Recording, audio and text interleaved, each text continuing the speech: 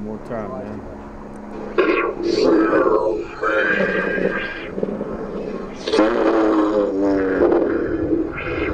Your blood will run. Your life will seep through me. Nice.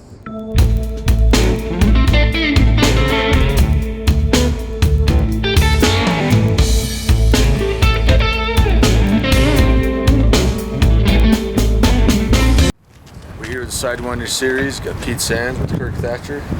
Legendary. Hi, Mom.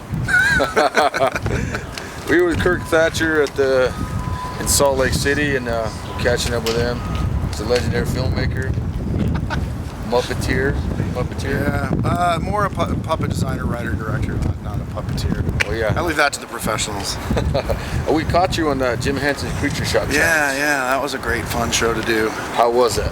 It was awesome. I said our job was the best as the judges because we got to go one day a week, sit down and watch these amazing creatures that these guys were killing themselves to make with ridiculous schedules. And the hardest part, and this sounds like it's publicity, but it's true. The hardest part was sending someone home because you saw what these guys did in such a short amount of time. And the thing about Brian and Beth and I is we'd all done this for a living. We know how hard it is, and the schedules they gave them and the challenges were really difficult, and what they pulled off with very little time was always impressive. So it was a great job for me. I got to go sit, watch these amazing creatures, and then sadly I had to tell someone they had to go home, but it was really fun. I wish we were doing more. All right, so we watched the show. Yeah. And our friend, a good friend of mine, Russ Adam, was on the show. Yeah, Russ was great. And I would try to tell him, like, dude, tell me who won. Come on, just tell me who won. We were under lockdown we couldn't talk. We couldn't even be friends with the contestants because, the show shot in like 8 or 10 weeks. And then it doesn't even air for like 6 months. Yeah. So after it was all over, we got to meet everybody because we couldn't talk to them during the contest because there could be no favoritism. Yeah. You couldn't say, oh, I like Russ better than so and so, or I like she's cuter than her. We just literally saw them on camera when they were on the stage, and we got to ask them a few questions. So afterwards we're like, oh, let's all be friends on Facebook. And then producer said, you can't be friends on Facebook, you can't talk to them until the show's over, not just started, over. Because nobody wants, you can't have anyone going, hey, how come you guys are friends on Facebook? Because, the audience in the real world, or the world, looks like it's happening, this week, not 6 months ago. So it was tough because we couldn't really be friends with these people we knew we liked. And then finally, after the show finished, we got to be friends, and now we hang out at things like this. So do you think they do that so you won't be attracted to their personality? Yeah, exactly. It's because money is on the line, it's very strict. We couldn't... It seemed silly almost, but like when we were having lunch, we'd take a break for lunch, and they would walk the contestants out. They would kind of have they would walk in the line. They couldn't look at us or say hi or wave, and we couldn't say anything to them. And they said, we're kind of joking about it, like, no, you can't. Because you can't even just be like, oh, she winks at me and I wink back. And so now suddenly people could say, favoritism. So they were very strict about it. And we understood why. It made sense because you don't want it to be unfair. You want it to be a level playing field, and it was.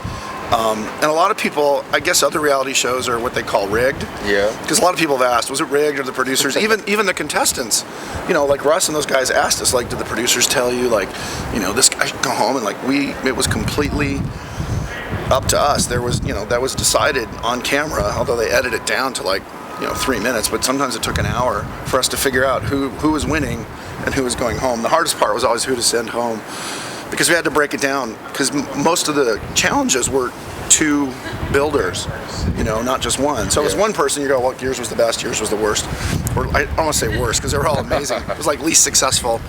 But it was 2 or 3 people you had to pick, well, who did the least successful part of the creature. Yeah. And then, we find out that, it's a gray area. Someone did the legs, but the other guy painted them, but someone did the mechanic, so it was hard. It was really difficult to figure out. So it must be hard to, maybe they did one part of the thing was better than the other part? Right. I mean, there were things where the head was great, and then the body wasn't so great. And someone said, well, I did the head, and someone did the body. But then you find out, well, they did part of the body too, like the part that didn't work. So but you also did the head, there's the best. So we really had to debate, who was...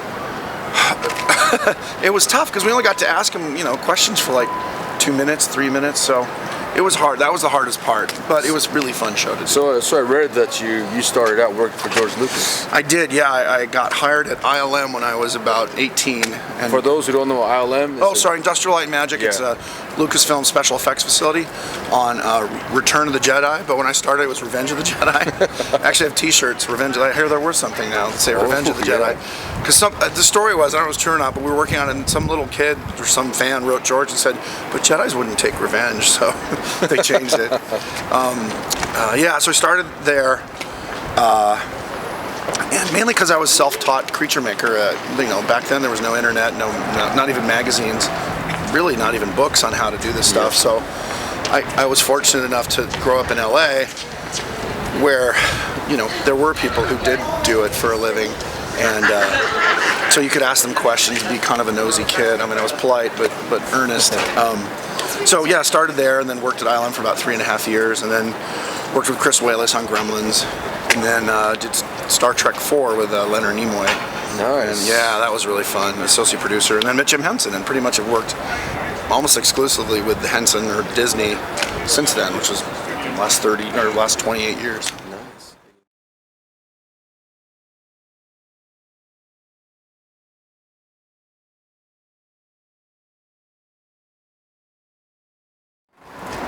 What would you say to people who want to get into working with Muppets? How would you say they start Muppets out? specifically, or puppets? Creatures and puppets. Learn. It's tough right now because there's animation. There's a lot more jobs because they make a lot more animated movies. But learn how to sculpt. The one thing I'd say is learn artistic skill. Get an artistic eye, because whether you're drawing, painting, sculpting, whether it's digital or in the real world 3D analog. You need to have developed taste and look at, there's so much stuff online now. It's great. If I were 18, I'd just be addicted. Yeah, there's so much to look at. So you can develop really good taste just by looking at people who are successful, designers. There's great schools online. The Stan Winston School is really reasonable if you look at how much information they have. And there's also a lot of free stuff. Just on YouTube, Rick Baker does free YouTube videos on makeup. I mean, Rick Baker is probably the greatest makeup artist living right now, and a really nice guy, and he just does these basic makeup tutorials on YouTube. So, there's lots of information out there, and digital is certainly a strong choice because there's a lot more work in that world. Yeah. Puppet making and creature building in the real space. It's you got to get materials. You have to have a little shop. You're going to make a mess. So I kind of ruined my mom's kitchen sink once, mixing plaster in it. So make sure you don't screw up the plumbing. But get an artistic sensibility, and then you can apply it to anything. So with the advent of technology it is now, do you feel like it helps creature making, or do you think it kind of hurts? It helps, but it also makes everything easier. I said a computer can render an ice cube as well as a planet, so it's a lot easier to do big things and epic things, but in some ways it looks easier, and your eye can kind of tell it's a little too slick, a little too glossy, so it's a slippery slope, or it's a seductive technique. And I think audiences can tell, you get CG overkill, and people get burnt out on some of these movies where the last 30 minutes is just all CG, things blowing up, and impossible shots with impossible action, and you're kind of like, okay, now you're just showing off. You lose people. It's almost like a magician doing too much stuff and blowing things up, and then big ending. You're like, I don't know what just happened, but I kind of got lost. And it always comes down. Everyone says this, but it's true. Like, story is more important than special effects. I think with the last 3 Star Wars movies, it was amazing looking, but you kind of got lost and you didn't care so much about the characters. Whereas in the first 3, even though the special effects for the time were groundbreaking, the story was what really sucked people in. And George's kind of adherence to the classic, what is it, The Hero with a Thousand Faces, the Joseph Campbell stuff really resonates with people. So again, story is really important, and I think we keep being taught that lesson over and over again. It's more about I think that's why the Muppets are successful in some ways, because they're characters that people care about, because they have human like foibles. You know, they're not perfect. They're a bunch of weirdos, like we are all. I mean, we're not weirdos. We're normal. We're normal as they get. Yeah, come on, look at us.